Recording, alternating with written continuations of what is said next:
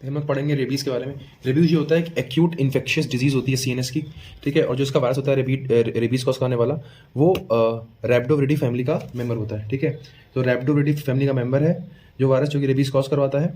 और acute infectious disease होती है सीएनएस की। जब हम लोग वायरस की मॉर्फोलॉजी देखते हैं तो जो वायरस होता है वो बुलेट शेप्ड होता है, बुलेट शेप्ड वायरस होता है वायरस इसका। अब आपको ध्यान देखना है इसका पूरा स्ट्रक्चर जो मैंने ब्लू से ड्रॉ किया, ये है इसकी लिपिड की मेम्ब्रेन, लिपिड बाइलेयर है। इससे अटैच है ये होते हैं ग्लाइकोप्रोटीन्स, ठीक है। इनका रोल एंटीजन में होता है, सॉरी जो इनका रोल होता है ये वैक्सीनेशन में हम लोग इसी का यूज़ करते हैं क्योंकि ये एंटीजेनिक होते हैं और यही जाके आगे पैथोजेनेसिस में इन्हीं का रोल है, ठीक है। तो लिपिड बाइलेयर से अटैच होते हैं हमारे ग्लाइकोप्रोटीन। फिर ये जो ब्लैक लाइन दिख रही है अंदर, ये होती है क्या होती, कहाँ गई,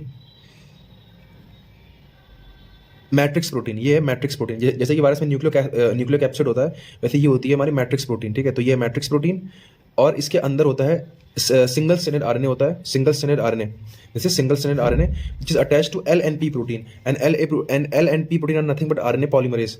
सो ये पूरा स्ट्रक्चर है। बिल्कुल बाहर से स्टार्ट करेंगे, सबसे पहले ग्लाइकोप्रोटीन, उसके बाद लिपिड बाइलेयर, उसके अंदर मैट्रिक्स प्रोटीन, उसके अंदर सिंगल स्ट्रैंडेड आरएनए, उससे अटैच होता है हमारा आरएनए पॉलीमरेज, खत्म, ठीक। अब देखें इस वायरस की कुछ फॉर्म होती है। एक हम लोग एक को बोलते हैं स्ट्रीट वायरस और एक को बोलते हैं fixed virus. Rabies virus undergo changes when it serially propagate in animals. जब ये एनिमल से प्रोपेगेट करता रहता है तो ये इसमें कुछ चेंजेस हो जाते हैं, जैसे कि स्ट्रीट वायरस इसी रेबीज वायरस की होती है wild form of rabies virus, ठीक। और इसके अंदर इंट्रासाइटोप्लाज्मिक इंक्लूजन बॉडी मिलती है। बस ये आप ऐसे समझ लें कि इस वायरस के दो टाइप हैं। एक वायरस है जो सदियों से जो भगवान ने बनाया था, जो कि इन्फेक्शन कॉज कर रहा है, उसके अंदर ये प्रॉपर्टी होगी क्या, इंट्रासाइटोप्लाज्मिक इंक्लूजन बॉडी की। बट जब वो एनिमल टू एनिमल ट्रांसफर होता रहता है तो उसके अंदर कुछ चेंजेस आ जाते हैं, और जो चेंजेस आते हैं उनके हम लोग बोलते हैं फिक्स्ड वायरस, ठीक है।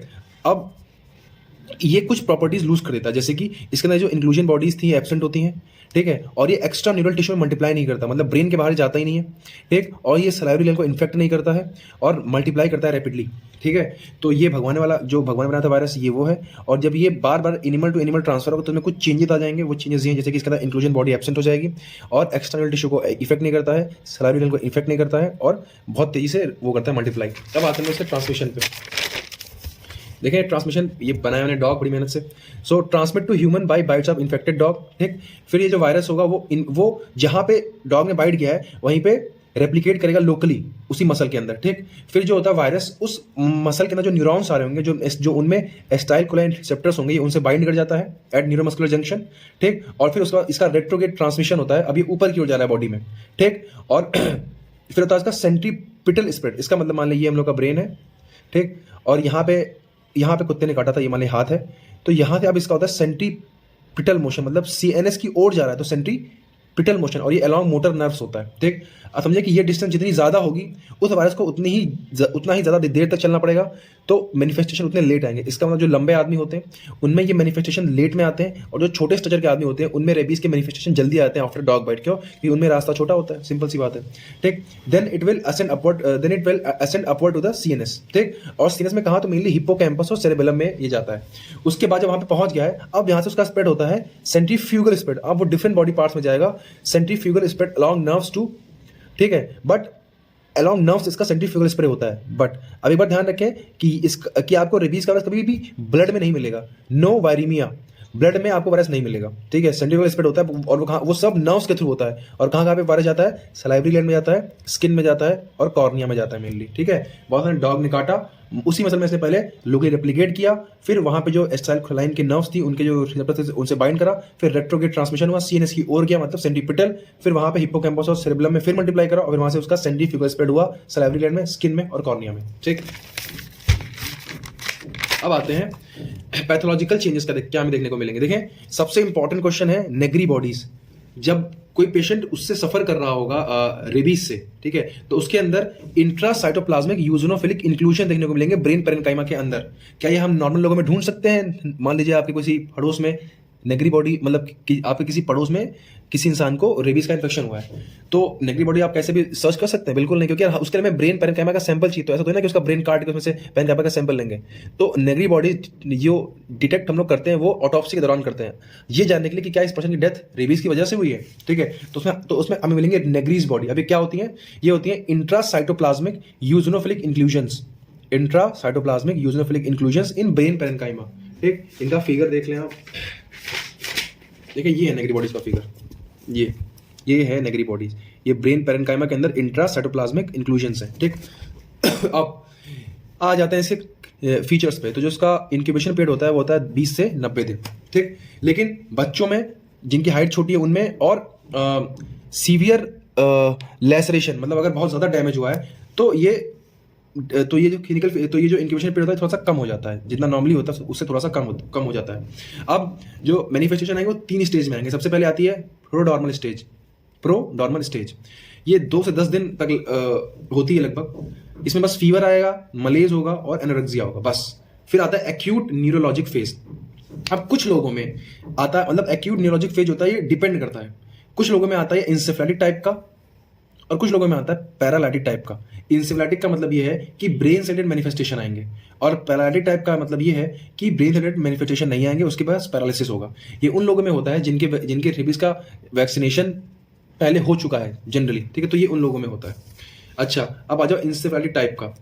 देखो, सबसे पहला हाइपर एक्साइटेबिलिटी। जो पेशेंट होगा रेबीज का, जब उसके एंसेफेलाटिक टाइप के सिम्टम आएंगे तो उसके अंदर एंजाइटी होगी, एजिटेशन होगा, हाइपर एक्टिविटी होगी। फिर आता है ल्यूसिड इंटरवल, फिर वो शांत रहेगा कुछ दिन, ठीक। Period of hyper excitability is typically followed by complete ल्यूसिडिटी।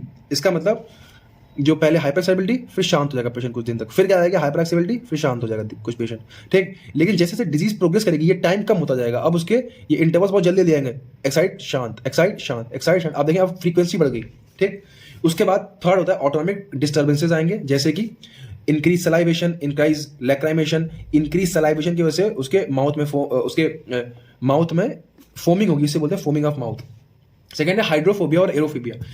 जो पेशेंट होता है रेबीज का, वो पानी पीने से डरने लगता है, ठीक है। ऐसा इसलिए होता है क्योंकि जब भी वो कुछ खाता है, पीता है, मतलब मेनली जब वो पानी पीता है, तो due to involuntary painful spasm of respiratory laryngeal and pharyngeal muscle. तो रेस्पिरेटरी, लैरिंजियल और फेरिंजियल मसल में एक बहुत ही तेज पेनफुल स्पाज्म होता है, ठीक है। तो उसको पानी देख के डर लगने लगता है। उससे कोई बोलेगा पानी पीएगा तो उसकी हालत खराब हो जाएगी, उसको ऐसा फील होगा कि अभी मैं पानी पीऊंगा तो भाई पेनफुल स्पाज्म, वो जो दर्द होता है बहुत खतरनाक होता है, वो इसको फिर से सहना पड़ेगा, ठीक है। तो इसीलिए हाइड्रोफोबिया देखने को मिलता है इनके पेशेंट में। नेक्स्ट है उन लोगों जिनमें या तो वो लोग पहले से वैक्सीनेटेड हैं, ठीक है, या तो फिर वो बैट रेबीज वायरस से इन्फेक्ट हुए हैं, मतलब उनको बैट वगैरह ने डैमेज किया, तो बैट, ठीक। तो इनमें देखने को मिलेगा फ्लैचिड पैरालिसिस, ठीक। बिगिंस एट बिटल लिम्ब, जहां पे काटा था वहां से स्टार्ट होगा, and then progressing to quadriparalysis with facial paralysis, ठीक है। उसका तो लिम्स से होता हुआ फेशियल पैरालिसिस तक जाएगा। तो पहले जहां से काटा था वहां का पैरालिसिस, वहां से होता हुआ, मतलब लिम्ब से होता हुआ कहां जाएगा, उसके फेस तक पैरालिसिस, ठीक। अब देखें, एक बात है, चाहे कुछ भी हो जाए, कोमा और डेथ जो होती है, मतलब फिर पेशेंट इस स्टेज के बाद आता है थर्ड स्टेज पे, या तो कोमा और डेथ। देखिए, डेथ इसमें सर्टेन है। अगर कोमा में पेशेंट है तो लगभग उसको 14 डेज लगते हैं, उसके बाद मर जाएगा। और अगर वो पैरालिसिस के केसेस में आ रहे हैं तो लगभग वो 30 दिन के अंदर मर जाता है। अब आते हैं इसके लैब डायग्नोसिस पे। तो उसका लैब डायग्नोसिस जो होता है वो antigen detection from hair follicles at nape of the neck from corneal smear by direct immunofluorescence test. तो हम लोग क्या करते हैं, हम लोग सैंपल कहाँ से लेते हैं, hair follicles at the nape of the neck, ठीक है। नेप ऑफ द नेक से हेयर फॉलिकल्स लेते हैं, या फिर कॉर्नियल स्मीयर बनाते हैं और फिर उसको IF टेस्ट से, इम्यूनोफ्लोरेसेंस टेक्निक से टेस्ट करते हैं। ये गोल्ड स्टैंडर्ड टेस्ट होता है, गोल्ड स्टैंडर्ड। इसकी हाई सेंसिटिविटी होती है और हाई स्पेसिफिसिटी होती है, ठीक। हम लोग इम्यूनोफ्लोरेसेंस टेस्ट में करते क्या है, एक डाई लेते हैं, उससे अटैच मोनोक्लोनल एंटीबॉडी बनाते हैं, जो कि हमने बनाई है, और ये एंटीबॉडी होती है एंटीजन के अगेंस्ट, रेबीज वायरस के जो एंटीजन होते हैं उनके अगेंस्ट होती है, और फिर एक रिएक्शन हमें देखने को मिलती है और हम लोग उसको चेक करते हैं इम्यूनोफ्लोरेसेंस टेस्ट से, ठीक। अब आ जाओ वायरल आइसोलेशन। तो जो वायरल आइसोलेशन है वो हम लोग 2 वेज से करते हैं, या तो माउस से करेंगे, माउस इनोकुलेशन, या फिर सेल लाइन्स। क्योंकि वायरस जो है वो ब्लड में तो आता नहीं है, वायरस घूमता है नर्व्स में। अब नर्व्स को काट पीट सकते नहीं है, मतलब भी फायदा क्या, ठीक। तो इसलिए हम लोग क्या करते हैं, जो माउस होता है उसमें इंट्रा सेरेब्रल इनोकुलेशन करते हैं रेबीज के एंटीजन का, इंट्रा सेरेब्रल इनोकुलेशन करते हैं, ठीक। फिर उसके बाद माउस की डेथ हो जाएगी ऑब्वियसली कुछ टाइम बाद। फिर हम उसकी बायोप्सी करेंगे और उसमें नेगरी बॉडीज और रेबीज एंटीजन को चेक कर लेंगे, ठीक। अच्छा, अब आ जाते हैं सेल लाइन्स पे। सेल लाइन जो है वो हम लोग यूज करते हैं माउस न्यूरोब्लास्टोमा सेल लाइन, मतलब ये जो वायरस है उसको हम लोग अब सेल्स में ग्रो करा रहे हैं, ठीक है। तो इनको बोलते हैं सेल लाइन। सेल लाइन्स क्या होते हैं, आर्टिफिशियल, मतलब ये आर्टिफिशियल सेल का एनवायरनमेंट देख के वायरस को ग्रो करवाते हैं। तो माउस न्यूरोब्लास्टोमा सेल लाइन या फिर baby hamster kidney cell lines में ग्रो करवाते हैं। फिर आ जाओ एंटीबॉडी डिटेक्शन। तो एंटीबॉडी जो डिटेक्शन होता है वो CSF का अगर हो तो बहुत अच्छी बात है, अगर वो नहीं हो पाया तो फिर सीरम का भी ठीक है, ठीक है। जो CSF होता है उसमें एंटीबॉडी जल्दी आती है, लेकिन अगर आप किसी का वैक्सीनेशन करोगे तो एंटीबॉडी सिर्फ सीरम में रहेगी, एंटीबॉडी आपको कोई भी CSF में नहीं मिलेगी। CSF में एंटीबॉडी मिल रही है इसका मतलब इन्फेक्शन हुआ है इस इंसान के अंदर, क्योंकि वैक्सीनेशन की वजह से CSF में एंटीबॉडी नहीं जाती है, ठीक। और फिर हम लोग जो एंटीबॉडी डिटेक्शन करते हैं उससे कुछ मैथड्स होते हैं, ठीक। तो ये मैथड याद ही कर ले, MNT mouse neutralization test, RFFIT rapid fluorescent focus inhibition test, फिर FABN fluorescent antibody virus neutralization test, और लास्ट है IFA indirect fluorescence assay, mouse neutralization test, rapid fluorescent focus inhibition test, fluorescent antibody virus neutralization test और indirect fluorescent assay. बस नाम ध्यान रखें, यही बहुत है। अब आते हैं वायरल डिटेक्शन पे। ये हमारा फोर्थ मेथड था लैब डायग्नोसिस का, वो हम लोग RT-PCR की हेल्प से करते हैं। अब नेगरी बॉडी को थोड़ा सा पढ़ते हैं डिटेल में।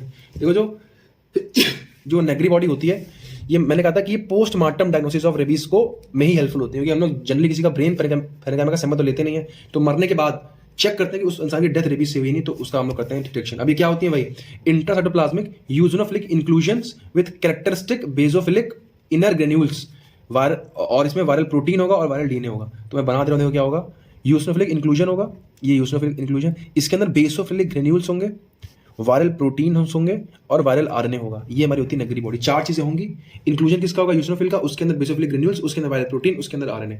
अच्छा लोकेशन, तो हमें ये मिलती है परकिंजियल सेल ऑफ सेरेबेलम और पायरामिडल सेल्स ऑफ हिप्पोकैम्पस। मैंने आपसे पहले कहा था कि ये ब्रेन में कहा जाता है, हिप्पोकैम्पस और सेरेबेलम में। तो सेरेबेलम की भी परकिंजियल सेल्स में और हिप्पोकैम्पस की पायरामिडल न्यूरॉन्स में। स्टेन करेंगे ब्रेन पेरेन्काइमा को तो HNE से करेंगे या फिर सेलर्स स्टेन से करेंगे, ठीक। और ये जो नेगरी बॉडी होती है ये पैथोग्नोमिक ऑफ रेबीज होती है, मतलब अगर ये है तो रेबीज पक्का है, ठीक।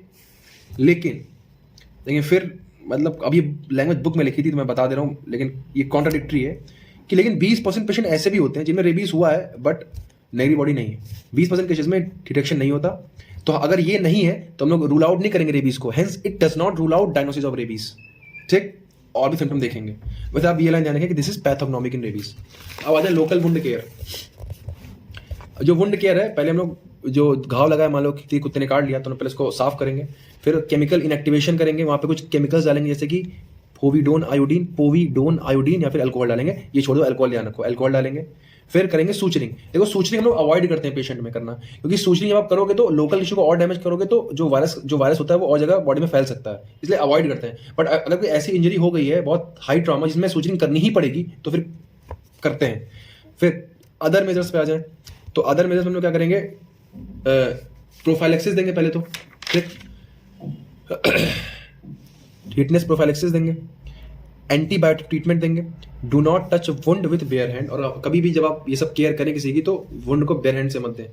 टिटनेस प्रोफाइलेक्सिस तो देंगे ही देंगे, कहीं चोट वोट लगी आयरन से या फिर किसी भाई उससे कोई ट्रॉमा हुआ है तो ये मतलब कॉमन मेथड जो हम लोग करते हैं, टिटनेस की प्रोफाइलेक्सिस देना, एंटीबायोटिक्स देना और do not touch wound with bare hand. अब है रेबीज वैक्सीन, ये थोड़ा सा कॉम्प्लेक्स टॉपिक है, इसको नेक्स्ट वीडियो में पढ़ेंगे अलग से रेबीज वैक्सीन को, ठीक है। इतना ये रेबीज का सब कुछ खत्म हो गया, बस अब वैक्सीनेशन रह गया है।